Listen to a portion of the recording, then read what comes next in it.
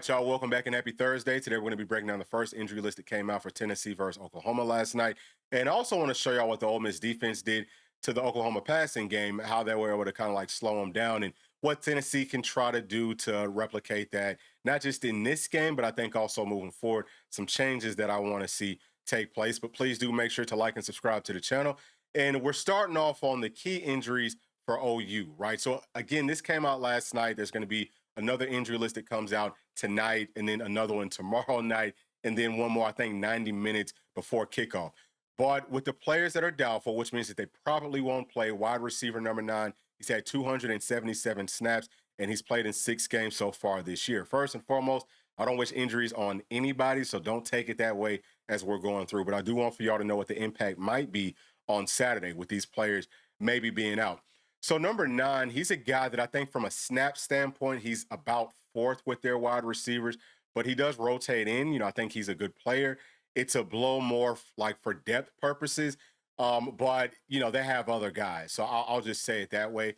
And then next, I think that the offensive tackle here, number 66, might be the biggest blow. And this is just the way that I look at it. Probably the biggest blow if he can't play, but he's played in 345 snaps and 6 games over the course of the year. So he's been playing at right tackle. And to me, he's their best right tackle. They've had a freshman playing there. Most of the Ole Miss game, that freshman, number 70, he was playing at right tackle. And I guess it's just because 66 was banged up. But I think that's a huge blow because number 70, again, he's a freshman. He's going to be good. But right now, I think that Tennessee can find success versus him. So moving on to the questionable players, running back number 2. 101 snaps. He's played in 4 games. He's like their 3rd running back. They've got some other guys. I think that their first 2, obviously, they get most of the snaps. But I don't think it's like a huge blow. Again, it's just about the depth. Football, it's a game of injuries, as y'all can see.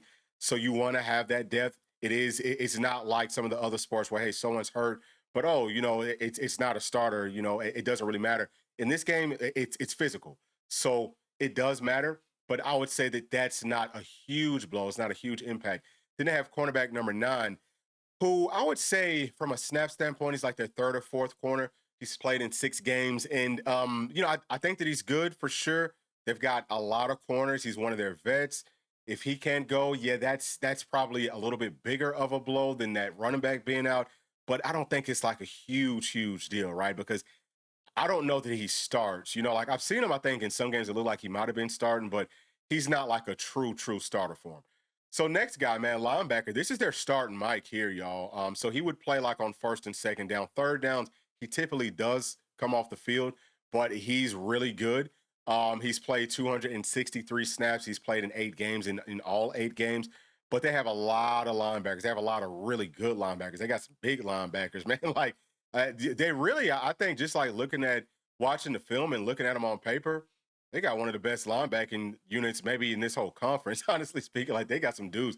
But either way, though, if he can't go, I think that they will be fine. Maybe a little bit of a step back as far as stopping the run. But they do, like I said, they've got some big guys that could come in that are also veterans, but there will be a little bit of a drop-off. So we have to keep a close eye out on that. And then this is their other offensive tackle, number 71. He's been splitting time at left tackle with the other true freshman, and he's given up the highest pressure rate so far this year. So he's kind of struggled, versus the pass rush and all of that. But I just think that with the offensive tackles being freshmen, you want to have some veterans that can spell time or that can split time with them and give them that break. Maybe let the coaches coach them up some over on the sidelines and all of that. But yeah, so that's pretty much how they're looking. They've got some pretty key injuries at this point. So for Tennessee, we talked about it last night. Colton Hood's not on this list. Starting cornerback. Right now he's Tennessee's best cornerback. He has a calf strain or pull playing at corner. That's a huge deal because you definitely need your calf to move around. But he is going to go.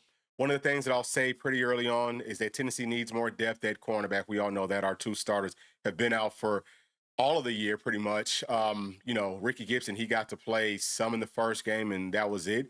So Mod, he's been practicing, but he won't be back for this game. Y'all can see that he's out. Whenever someone's listed as out, it means that they can't play. You can't list somebody as out and then say, oh, now they're fine.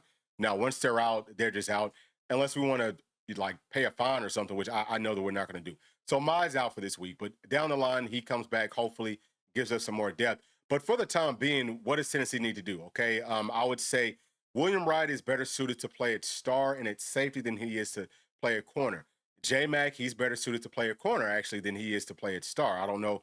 I guess it's because Boo Carter hasn't been playing too well. I guess that's why J Mac has been playing there. But really, he is better playing at outside corner.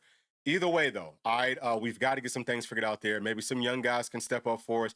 This is the time. I know that it's do or die, but I mean, it's going to be like that every single week. We got to try to fit some young players out there some and see if they can figure it out. Whether you want to put them out there with a bunch of help, like, safety help over the top, whatever, whether it's at star or whether it's at corner, we got to find more bodies just because this is going to be an ongoing issue.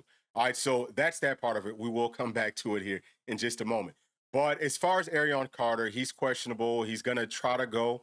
I think I wouldn't do it. If I'm on the coaching staff, I would say, AC, we love you. We love your heart. You want to come out here and play. He has 2 turf toes. He has one on each foot. Sounds like one's worse than the other one. It doesn't matter, okay? Turf toe's not something to play around with. You can't play with turf toe. Like, you shouldn't be playing with it, especially not at linebacker, especially not playing at will linebacker. He needs to be able to move around. Oklahoma's going to put stress on our linebackers out in space. We need people who can move, and I think that our young linebackers have stepped up, and they look good. They're perfectly fine. AC, take the break, heal up, because we're going to need you down the home stretch. But if you keep on, trying to work that toe or keep on trying to work on those toes, you're never going to be fully healthy. Like, we need you as close to fully healthy as possible. So please just take the break and let the young guys step up. Be there to kind of coach them up. If he's there just to, hey, man, just in case if everything looks terrible, you need somebody that understands things on a higher level, then okay, I can go out there. That's absolute worst case. But I would say really he does not need to play. So moving on.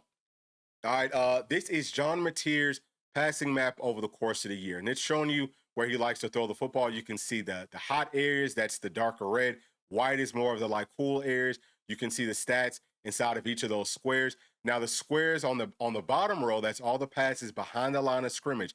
The squares on top of that, that's the passes from 0 to 10 yards. And then on top of that, that third row, that's 10 to 20 yards. And then this row here, these big ones, these top ones, that's 20 plus. All those squares there on the outside, it goes from the sideline to the numbers.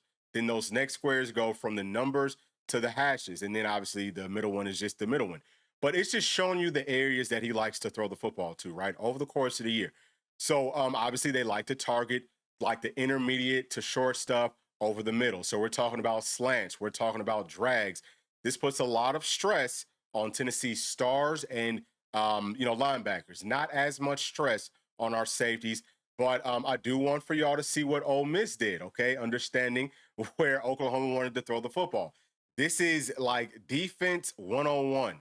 You can't take away everything, right? You're seeing down the field, on the outside. I mean, there's some places where those squares look kind of hot, but they took away what they love to do first. I mean, absolutely took it away. This is how you have to coach and play defense because you can't take away everything. The only way to do that is really in playing man-to-man coverage, which, I mean, no one can do that. Like, you have to have like a perfect personnel where everybody on your team can play man-to-man coverage. All right, almost no one has that. It's very tough to do, and then everyone up front has to be able to, get pressure. So no one's going to be able to run man all the time. But you can do this type of stuff running zone. So actually, the best way to do this is man, but man with zone concept. So in man coverage, you want to try to take away those inside routes because you're playing inside leverage. Again, just think about Tennessee stars, right? Lining up in that slot. If we have a good, strong inside leverage, we could take away slants. But we haven't been good versus it, and we'll talk about that some more here in just a second. But pretty much what Ole Miss did, what the teams that found success versus Oklahoma passing defense did, is they ran man coverage with some zone concepts. So you could have like middle zone concepts. Hey, if you got linebackers out there, maybe they're not the best in man, but they can cover this little like middle area and help our star players out, help our cornerbacks out or safeties out. Then okay, you can do that. You can also bring some safeties down to the middle, right? You could have a safety playing over the top, have another one that plays in that middle area there. And hey, just help out our corners, help out our stars, and maybe help out one of the linebackers like a JP, who would be great in man-to-man coverage versus one of those tight ends. See what I'm saying? So it's just about knowing what to do with your personnel. We have personnel, I think, with our linebackers being healthier now. If AC doesn't play, you know, we're going to have a healthier unit out there, guys who can play better out in space, that we can do some of that and mimic what other teams have done previously, but also cover three. You know, like there are some zone coverages that can stop this, and cover three is definitely one of them. Cover two can be one of them as well. But with all that being said, there's a rhyme and a reason to everything that these teams do. If you can just take away what a team loves to do, then you will find success in the course of a 60-minute ball game. You got to give some stuff up, but can you make them go to places that they're not comfortable going to? But for us to be able to execute this, like I said, man, Tennessee stars are a big part in this game. We talked a lot about all the like middle routes. That's what I want for us to take away. The slot fades, Oklahoma's going to throw those. It's tough to guard. Don't give up six. Just be in a good spot. But giving up a first down, giving up a big chunk play to me is not a huge deal. Look, Ole Miss did it. Everyone's going to do it, right? Again, exact same thing.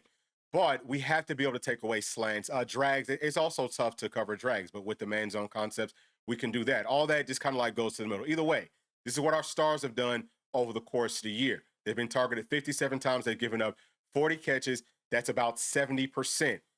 That's not good. Now, some of those targets is going to be them playing, you know, versus screen or something where they weren't going to be able to stop the catch anyway, right? It's going to be some of that.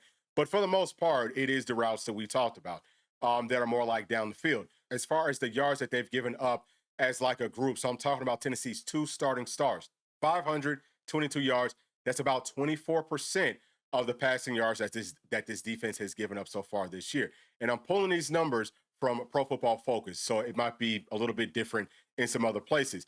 But they're giving up about 13.1 yards per catch. They've given up 5 touchdowns. Again, this is from PFF. 33% of all the touchdowns that we've given up in the passing game. They've given up 8 first downs. That's like a small fraction of it. And then, you know, they've given up 8 missed tackles. So most of those missed tackles actually came in the passing game. Now, they are pretty good versus the run. All right. And that's the thing that I'll say about our stars that makes it crazy.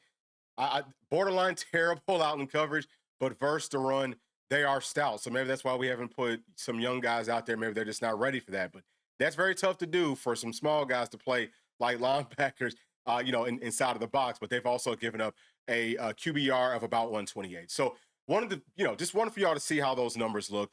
Obviously, it's a place that we need to get better at. And as I said preseason, with Colton Hood, he's a guy who could play some star, but he's better playing outside corner.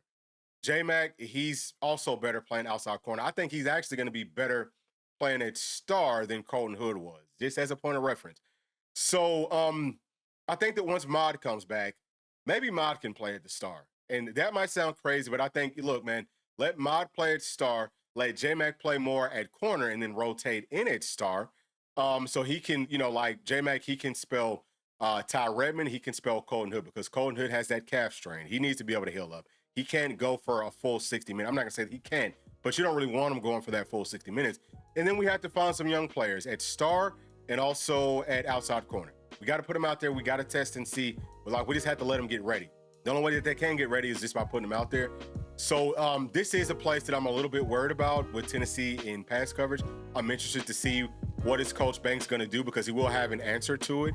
I know that folks are frustrated with some of the defensive calls, but you got to understand that we've had some holes. Like Star's been one of our holes. Cornerback, I think, has been pretty solid, but there's been some issues there. Linebackers haven't been great out in coverage. It's just now recently starting to get better. So, you know, pass rush has been kind of spotty, but all that stuff like works hand in hand. Obviously, missed tackles, you don't feel great about that, but I've said it several times, that's just up to the player. You're either going to go put your face inside the fire or you're just not. That's all that there is to it. That's a mental thing. That's a personal thing.